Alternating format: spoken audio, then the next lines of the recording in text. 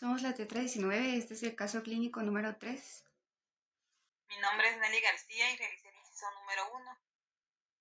Mi nombre es Kelson Pinay y realicé el inciso número 2 y número 9. Yo soy Alejandra Montajoso y hice el inciso 3. Mi nombre es Dermitzay y realicé el inciso número 4. Yo soy Alejandro Valle y yo realicé el inciso número 5 y una recomendación.